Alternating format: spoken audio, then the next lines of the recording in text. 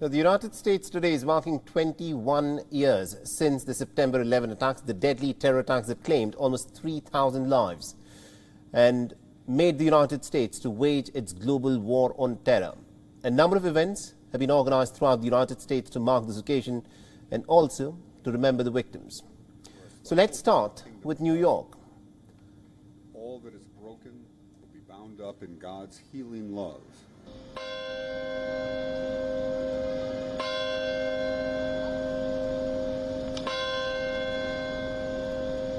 The bell of hope rang out at St. Paul's Chapel in New York this morning to mark the moment at 8:46 a.m. local time. This was the moment when the first of the two planes hit the World Trade Center on the 11th of September back in 2001. Now, the bell of hope has rung on every anniversary since 2002. It was presented to New York City by London to honor the victims. Jesus sets before us the hope. Meanwhile, in Washington, D.C., the U.S. flag was unfurled at the Pentagon as a police officer sang the national anthem amidst pouring rain. By the dawn's early lights, what so proudly we And later, the American President Joe Biden and Defense Secretary Lloyd Austin attended a wreath-laying ceremony and observance ceremony at the Pentagon.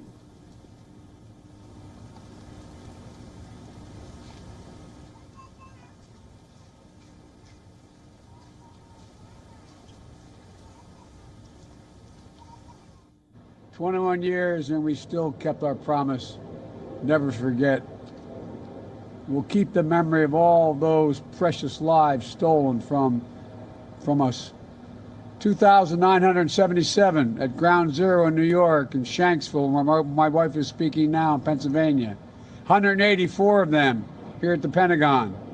And I know for all those of you who've lost someone, 21 years is both a lifetime and no time at all."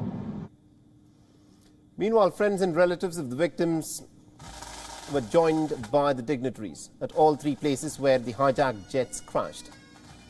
Vice President Kamala Harris attended the event in New York. Relatives read out the names of the 2,977 victims to the thousands who had gathered in the cool, clear morning in New York. Anna S. They also shared their loss and grief of their loved ones. There's a build-up, over the summer, a little more anxiety every day. And to this point, it's just always, an anxious day. And after the day's over, when I go home, then you're just, physically exhausted, like you ran a marathon. But yeah, no, never has changed at all. I thought, maybe it would get less. The people said that. Never. It's exactly the same. It's a sad day. We all know we're exactly where we were when, we saw the second plane more often than not hit the building and going, what the heck's going on here now? And, when I got here September 22nd, I couldn't believe what I was seeing. I mean, the news would show you some pictures, but, when I got a ride down there that night, it was like, hey, we're not in Kansas anymore, Toto. It was really a sad story. It's kind of helps give maybe a little bit closure for me, and it's honor to my brother and to the other people who died on that day to be able to read their names out loud and to remember them today.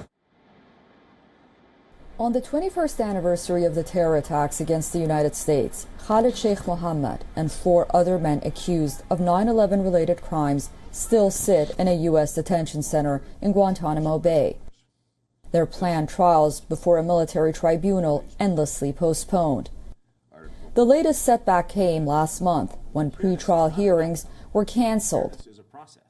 The delay in the hearing was just one more in a string of disappointments for the relatives of the nearly 3,000 victims who lost their lives on 9/11, many of them here at the World Trade Center.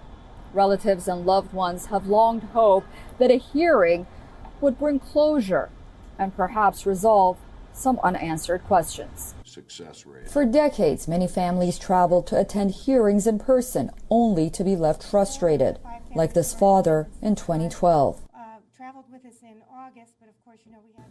Where's the justice for this? My boy. He hasn't gotten any justice yet. My wife cries all the time. She hasn't gotten any justice yet.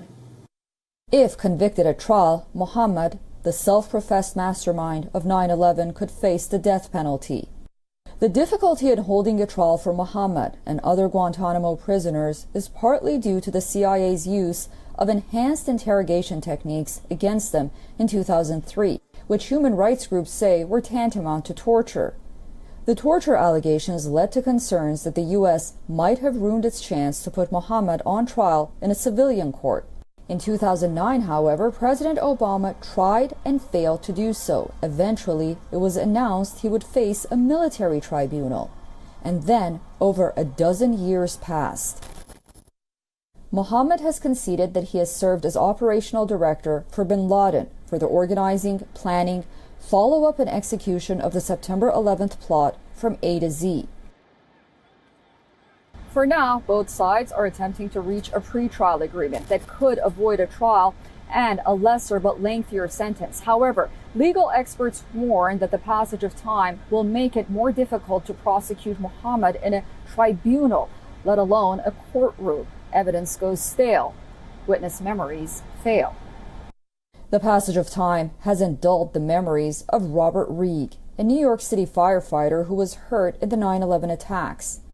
Here he is outside a military base in Brooklyn in 2012, where a proceeding was to take place, awaiting justice to prevail. We're going to persevere. We want justice. Many of my brother firefighters I was with that day were killed. I saw numerous people jump from the upper floors. You know, I would be scarred by that memory for the rest of my life, and I want to see justice. Susan Tehrani, reporting from New York for WION. World is One. WION is now available in your country. Download the app now and get all the news on the move.